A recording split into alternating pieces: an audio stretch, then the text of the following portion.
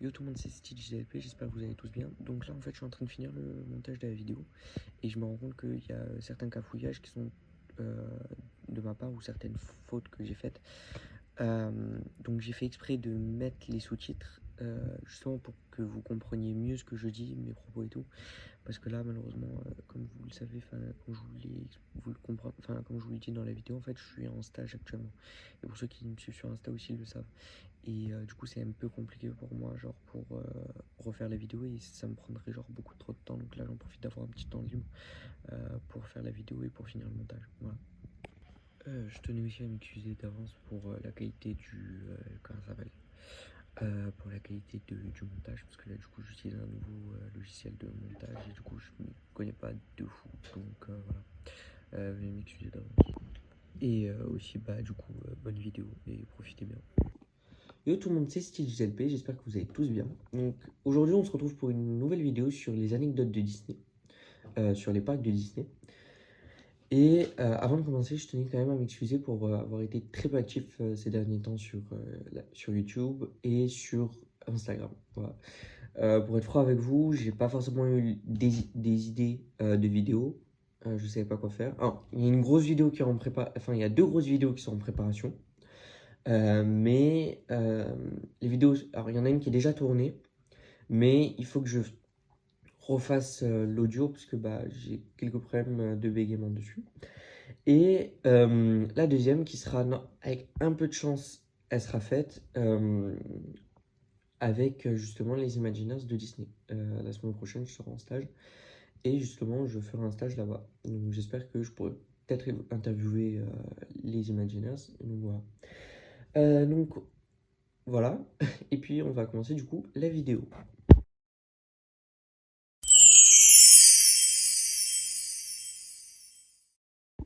Donc la première anecdote, c'est sur les name tags qu'il y a sur...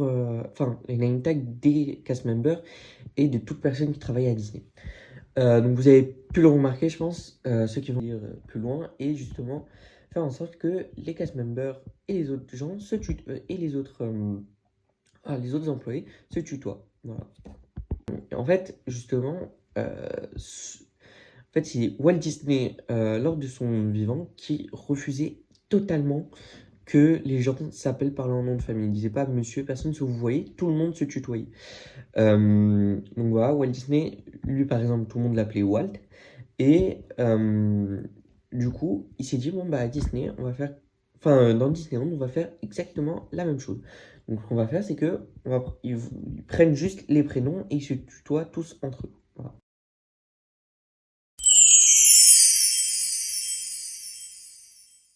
Après, la troisième anecdote, en fait, c'est que c'est pas la première fois que Disney donne des noms à des personnages d'une attraction ou directement à une attraction. Euh, c'est pas la première fois que ça se fait. Disney a déjà fait ça il y a plusieurs années, par exemple, avec Madame Léota. Donc, Madame Léota, que vous pouvez voir juste ici. Donc, pour ceux qui savent pas qui est Madame Léota, c'est, pour résumer brièvement, c'est la personne, la voyante dans la boule de cristal de Phantom Manor et de Haunted Mansion. Alors, vous pouvez aussi la retrouver, elle, dans un film qui s'appelle Alors, donc, juste ici, je vous le mets. Donc, le film avec Eddie Murphy, donc Le Manoir Hanté et les 999 fantômes. Alors, c'est pas un des meilleurs films de Disney, mais franchement, moi, je trouve que c'était un kiff de le regarder. Et du coup, en fait, pour revenir à l'anecdote, c'est que euh, Madame, Pardon. Madame Léota était un des personnages justement qui avait été utilisé par Disney dans son attraction. Et parce qu'il voulait lui rendre hommage, parce qu'elle avait beaucoup contribué à la première création de l'attraction Haunted Mansion. Voilà.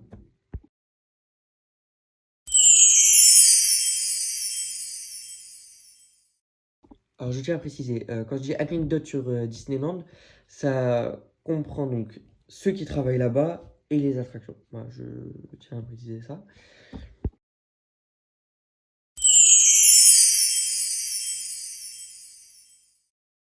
Alors là en l'occurrence c'est une anecdote sur Walt Disney cette fois-ci. Mais qui est en rapport du coup avec Disneyland. En fait, quand vous rentrez à Disneyland, vous arrivez tout de suite sur Main Street USA. Et donc, pour vous raconter la petite histoire de Main Street. Main Street, en fait, est une reproduction, entre guillemets, de la petite ville où est née. Alors, c'est un classique de la petite ville américaine des années 60-70, ce que moi je trouve magnifique. Et en fait, ce que disait Walt Disney, en fait, il nous expliquait que c'était une reproduction de la ville où lui est né. Et donc, et en fait, vous pouvez voir donc comme si les gens vivaient. Donc, par exemple, vous entendez certains audios chez le dentiste ou des choses comme ça. Voilà. Et donc, voilà, ça c'est la quatrième anecdote. Du coup, si on compte que l'autre faisait deux anecdotes en même. Voilà. Donc, alors, une autre anecdote, cette fois-ci, qui est encore sur Main Street. Quand vous allez donc, un moment, vous verrez, il y a un téléphone, donc je vous mettrai la photo juste ici, parce qu'après je vais à Disney du coup. Donc, donc, quand vous prenez le téléphone, justement, en fait, vous pourrez écouter toutes les conversations qu'ont les habitants de Main Street, en fait. Comme je vous avais dit, oui, il y a des... En fait, c'est comme si s'il y avait des gens qui vivaient là-bas, et du coup, vous pourrez écouter toutes les conversations. Voilà, ça c'est une toute petite anecdote en plus. Alors, cette fois-ci, une autre encore anecdote du coup sur Main Street, puisqu'il y a beaucoup de détails. Donc, je pense que je vous ferai une vidéo spéciale Main Street, où, bon, bien évidemment, il y aura, je pense, des anecdotes que j'ai mises dans celle-là déjà. Mais du coup, à Main Street, vous pouvez également, mais ça, vous devez le savoir si, pour ceux qui me suivent et qui suivent Wonderhook, vous devriez savoir justement que, enfin, vous savez sûrement que il y a un barbier à Disney. Donc voilà, je vous mets les grilles de tarifs au cas où si ça vous intéresse. Et c'est un vrai maître barbier qu'ils ont embauché à Disney et authentique comme aux États-Unis avant.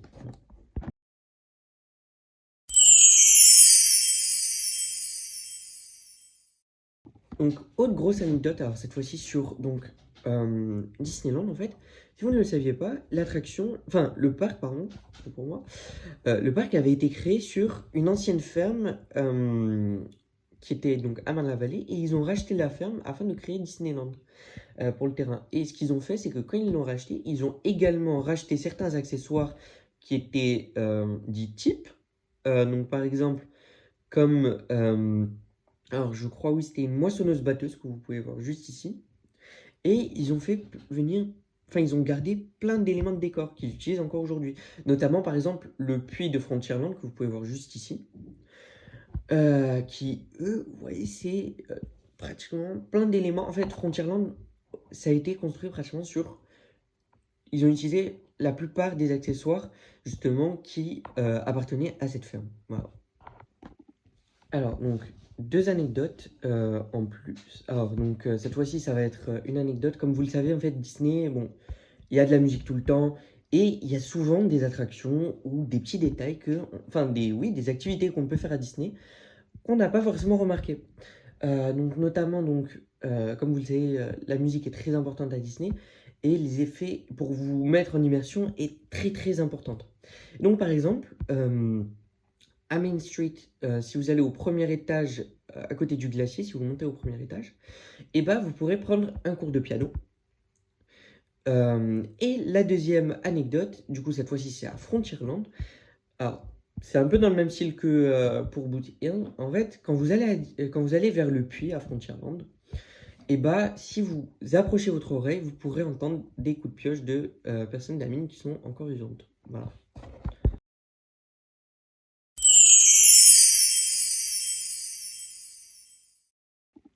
Alors, donc, deux anecdotes en plus. Alors, donc, cette fois-ci, ça va être une anecdote. Comme vous le savez, en fait, Disney, bon, il y a de la musique tout le temps et il y a souvent des attractions ou des petits détails enfin, des activités qu'on peut faire à Disney qu'on n'a pas forcément remarqué. Donc, notamment, donc, comme vous le savez, la musique est très importante à Disney et les effets pour vous mettre en immersion est très très importante. Donc, par exemple, à Main Street, si vous allez au premier étage, à côté du glacier, si vous montez au premier étage, et bah, vous pourrez prendre un cours de piano. Et la deuxième anecdote, du coup cette fois-ci c'est à Frontierland. Alors c'est un peu dans le même style que pour Boot Hill. En fait, quand vous allez vers le puits à Frontierland, et bah si vous approchez votre oreille, vous pourrez entendre des coups de pioche de personnes de la mine qui sont encore vivantes. Voilà.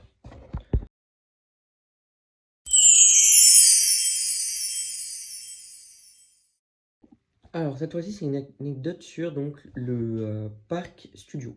Alors bon, aujourd'hui, ça n'est plus du tout le cas parce que bah, du coup, l'attraction a disparu. Mais avant, la limousine que vous pouviez voir à Studio Tram Tour, donc vous pouvez la voir juste ici, je vous mets la photo, bah, c'était celle qui était utilisée par Cruella dans le film Les 102 Dalmatiens. Voilà, c'est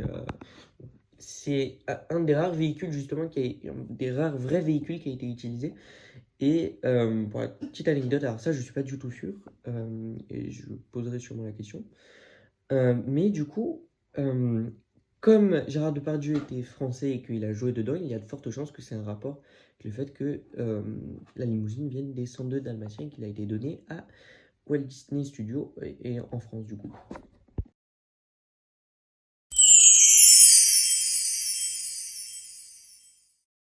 Alors donc ça c'est une anecdote dont je vous avais déjà parlé sûrement dans une de mes précédentes vidéos. Mais quand vous allez à Disney, quand vous rentrez dans le parc, justement, vous avez un seul Mickey à la fois. Dans le sens où, bah, s'il y a le Mickey qui fait l'ouverture, qui vous dit bonjour et tout, vous ne verrez pas le Mickey, par exemple, il n'y aura pas Mickey, il sera juste là. Il ne pourra pas être dans son attraction avec Meet with Mickey, ou encore à l'entrée du parc studio. Voilà. Parce que justement, Disney voulait vraiment faire en sorte qu'il n'y ait qu'un seul Mickey et que pour les enfants, ce soit vraiment magique et que ce soit impossible qu'il y ait deux Mickey. Voilà.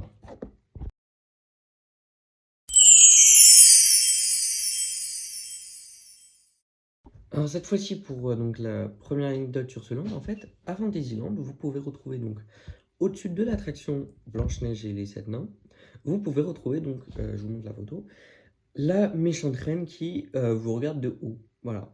Donc vous pouvez la voir qui vous regarde de haut et qui parfois même bouge de temps en temps. Voilà. Donc j'espère que cette vidéo vous aura plu. N'hésitez pas à liker, à la partager. Et puis on se retrouve très bientôt pour une nouvelle vidéo. Voilà.